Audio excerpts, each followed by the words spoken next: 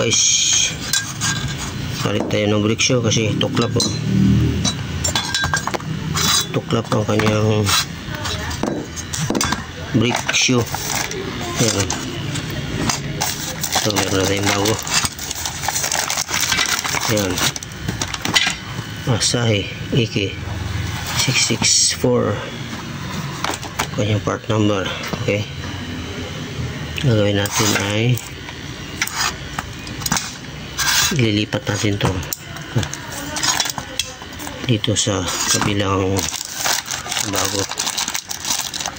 Okay, una tanggalin na natin yung lock naman ito. Ito, yan. Ginawa ko, tinusok ko lang ng aking kutsilyo. Yan, tinusok ko lang dito. Tagal na siya. Ito na siya. Yan. Tapos tanggalin natin to. Yan, tagal na. Yung spring dito lang yung nakakabit to.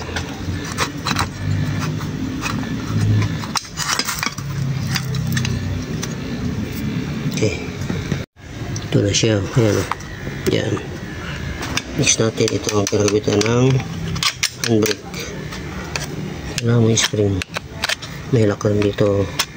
Ito lock nyo. Yan, tatanggal din ito. Tatanggal din yan para makabot natin ito. Sisikwat lang din yan yung kanyang lock. Ito lang siya. Yan. Pero ibuka ko muna to. Ibuka ko muna. Ito na guys. Tanggalin yung lock. Yan. Saka natin tanggalin ito. Yan. Tanggal na. Ganyan na yan kasimple.